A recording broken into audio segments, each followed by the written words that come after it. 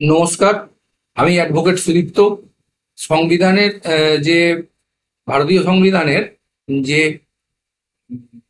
মৌলিক অধিকার এবং আর্টিকেলগুলো নিয়ে একটা যে সিরিজ চলছে, সেই সিরিজের আজকে আমরা ভারতের সংবিধানের আর্টিকেল 16 নিয়ে আমরা ডিসকাস করব এবং রিভিশন করব। আপনারা বিগত কয়েক বছরে দেখেছেন পশ্চিমবঙ্গের যে শিক্ষাক্ষেত্রে যে দুর্নীতির অভিযোগ, সেই দুর্নীতির অভিযোগে সুপ্রিম কোর্ট একটি রায় দিয়েছিল এবং 2016 সালের যে নিয়োগ সেটিকে বাতিল করেছিল। এই 2016 সালের নিয়োগ বাতিল যে সুপ্রিম কোর্ট করেছিল, তার পিছনে সুপ্রিম কোর্টের যে গ্রাউন্ড বাতিলের করার যে গ্রাউন্ড, সেই গ্রাউন্ডটা কিন্তু আছে কিন্তু এই আর্টিকেল 16-তে।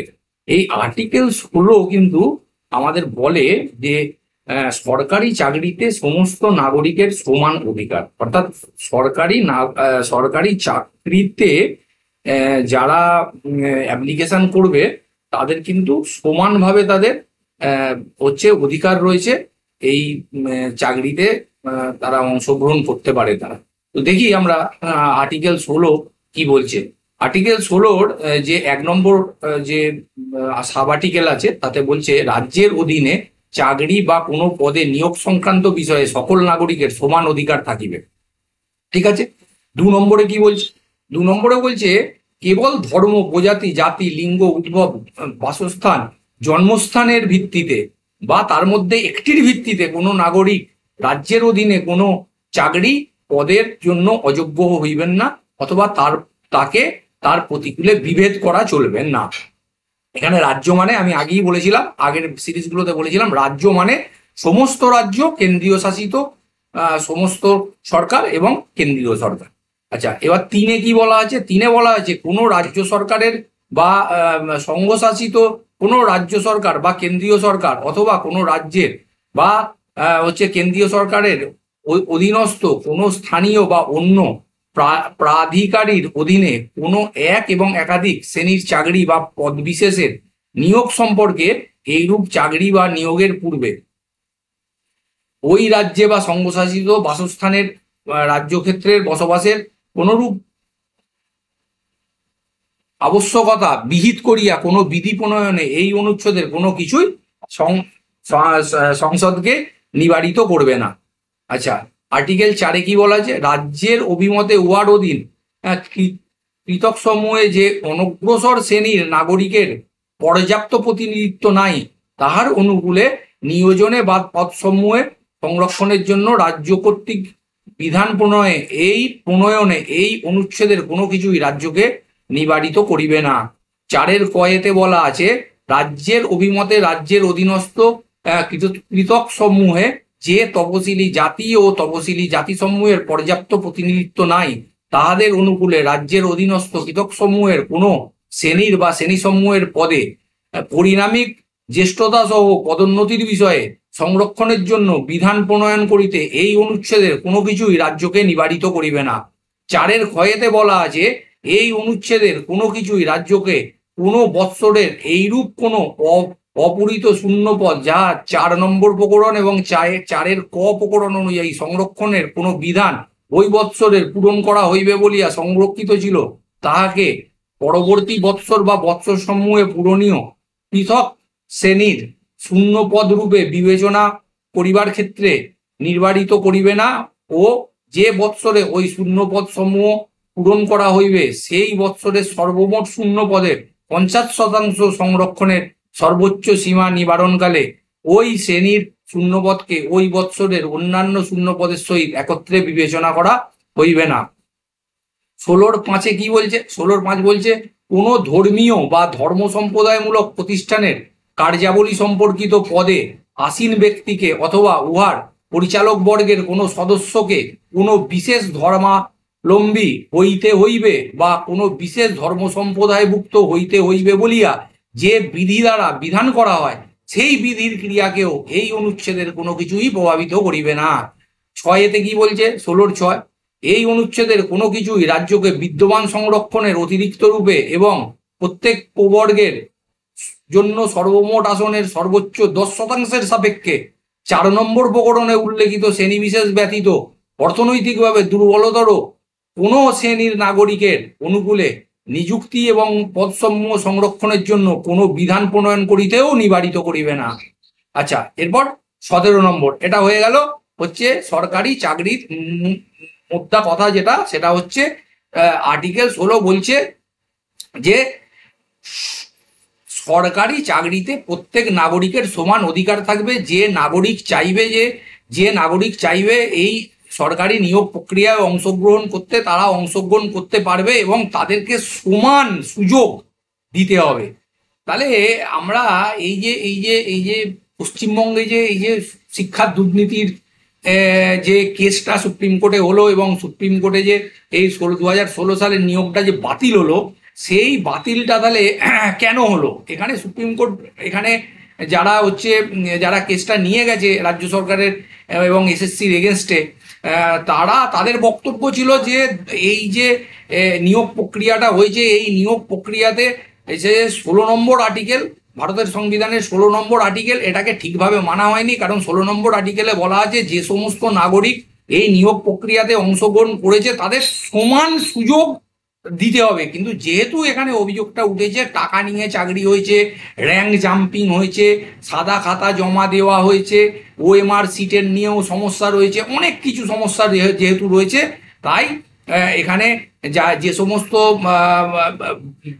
পক্ষ, যারা বিবাদী পক্ষ, মানে বিবাদী মানে যারা এই কেসটা নিয়ে গেছে সুপ্রিম কোর্টে রাজ্য সরকার এবং এসএসসির এগেনস্টে, তারা বলেছে যে যেহেতু এই ঘটনাগুলো ঘটেছে, মানে তাদের অভিযোগ এই ঘটনাগুলো যেহেতু ঘটেছে, তাই প্রত্যেক নাগরিক যারা এই নিয়োগ প্রক্রিয়াতে অংশগ্রহণ করেছিল তারা সমান সুযোগ পায়নি, এটা তাদের ছিল গ্রাউন্ড। এবং সুপ্রিম কোর্ট সেটা মেনে নিয়ে 2016 সালের নিয়োগ প্রক্রিয়াটাকে খারিজ করেছে। এই 16 নম্বর আর্টিকেল কিন্তু এইটার গ্রাউন্ড ছিল।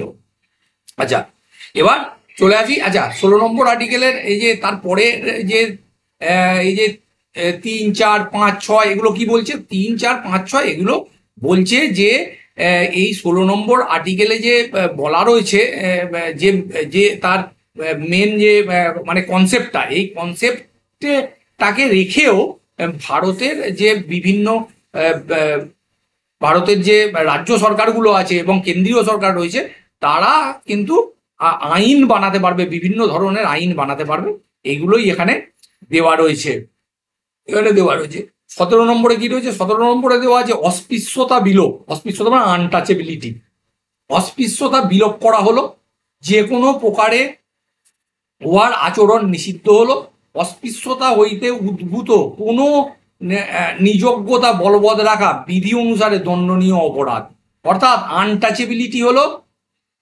আনটাচেবিলিটি হচ্ছে দণ্ডনীয় অপরাধ। এই যে ছোঁয়াছুঁয়ির ম্যাটারটা, এটা আগে আমাদের ভারতে মানে হিন্দু এবং অন্যান্য সম্প্রদায়ের মধ্যেও এটা বিদ্যমান ছিল, যে এই ছোট জাতের মানুষ আছে একে ছোবো না, এ হিন্দু আছে একে ছোবো না, এই মুসলিম আছে একে ছোবো না, এ হচ্ছে শিডিউল কাস্ট শিডিউল ট্রাইব আছে একে ছোবো না, এই ধরনের একটা ব্যাপার ছিল, যেটা ভারতবর্ষে এখন অনেকটা কমে গেছে, অনেক কমে গেছে। আমরা সোসাইটিতে ঘুরছি, কমে গেছে অনেকটা।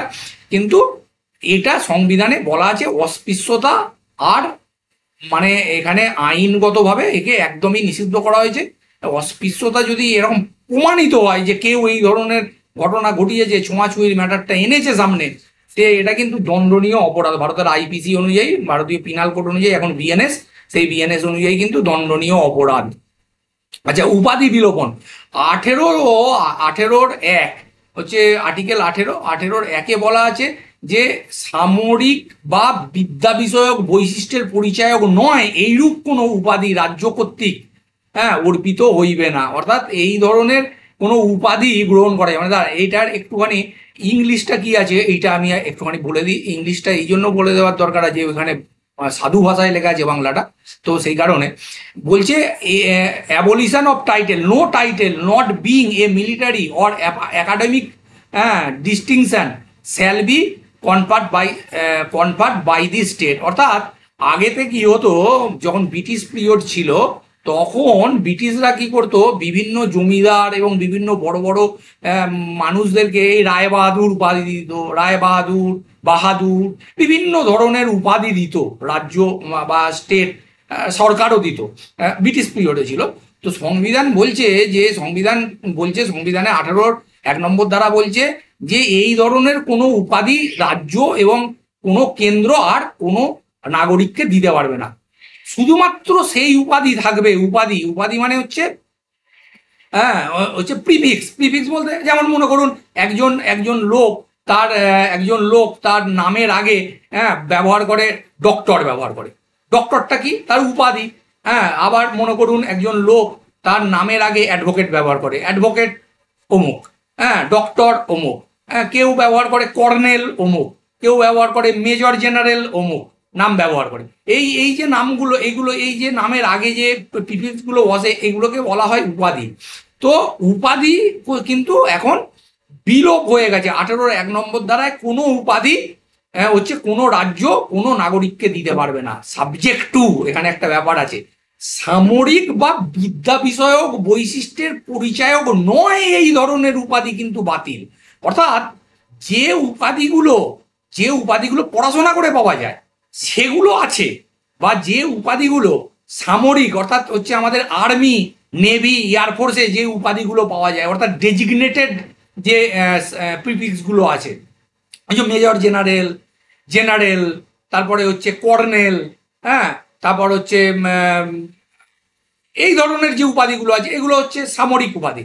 আর বিদ্যা বিষয়ক অর্থাৎ আমরা পড়াশোনা করে যে উপাধিগুলো আমরা মানে গেইন করতে পারি সেগুলো হচ্ছে যে মানে এমবিবিএস পাস করলে আমাদেরকে, যে এমবিবিএস পাস করবে তাকে ডক্টর বলা হয়, তার নামের আগে ডক্টর লেগে যায়।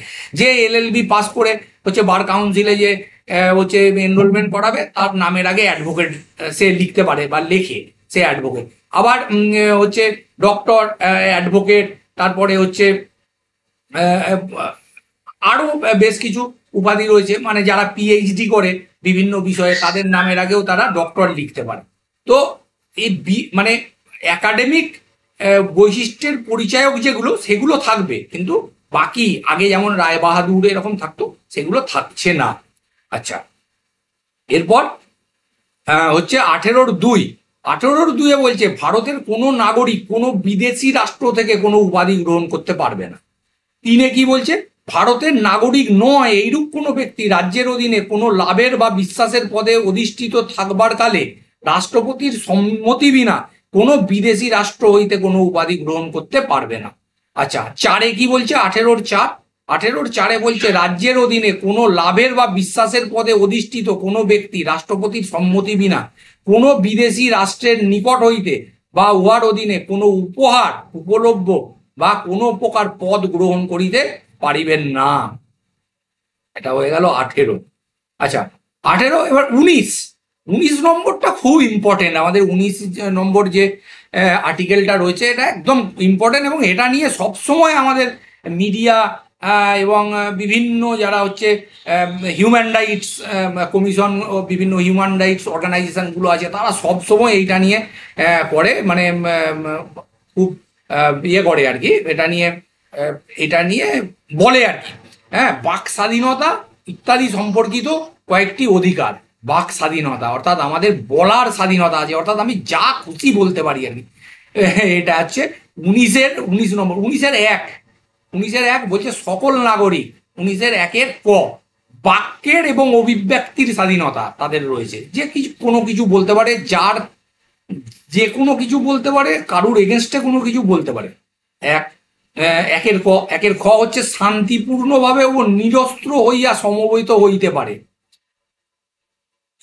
গ হলো পরিমেল বা সংঘ অথবা সমবায় সমিতি গঠন করিবার অধিকার তাদের আছে। ভারতের রাজ্যক্ষেত্রে সর্বত্র স্বাধীনভাবে চলাফেরা করিবার অধিকার তাদের আছে। 19-এর ভারতের রাজ্যক্ষেত্রের যে কোনো ভাগে বসবাস করিবার এবং স্থায়ীভাবে নিবাস করিবার অধিকার তাদের আছে। 19-এর যে কোনো বৃত্তি অবলম্বন করিবার অথবা যে কোনো উপজীবিকা, ব্যবসায় অথবা কারবার চালাইবার অধিকার তাদের আছে। বৃত্তি মানে হলো প্রফেশন, এবং যে কোনো কাজ করবার অধিকার তাদের থাকবে।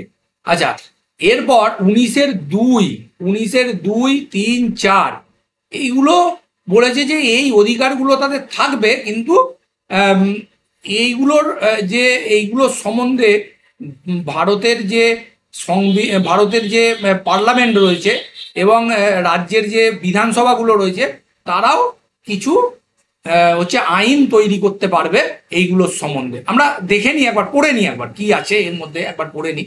দুয়ে আছে এক প্রকরণের ক ধারা, মানে এই যে আমরা একের ক খ গ ঘ ওয়া চ এগুলো বললাম, এগুলোর একের কতে যেটা বলা হয় যে উপপ্রকরণের কোনো কিছুই বিদ্যমান বিধির ক্রিয়া প্রভাবিত করিবে না অথবা রাজ্যের কর্তৃক কোনো বিধি প্রণয়নের অন্তরায় হইবে না যতদূর পর্যন্ত এইরূপ বিধি ভারতের সার্বভৌমত্বের ও অখণ্ডতার, রাজ্যের নিরাপত্তা, বিদেশি রাষ্ট্রের সহিত মৈত্রী সম্পর্কের, জনশৃঙ্খলার সুরুচির সুনীতির স্বার্থে অথবা আদালত অবমাননা, মানহানি বা কোনো অপরাধের প্ররোচনা সম্পর্কিত বিষয়ে উক্ত উপপ্রকরণ দ্বারা অর্পিত অধিকার প্রয়োগে যুক্তিসঙ্গত সংকোচন আরোপ করে।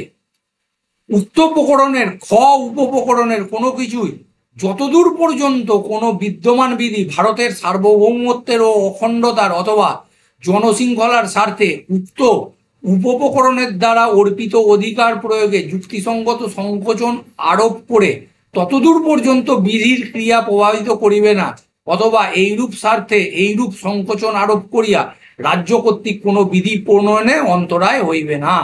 উক্ত প্রকরণের গ উপপ্রকরণের কোনো কিছু, এই একই জিনিস বলছে।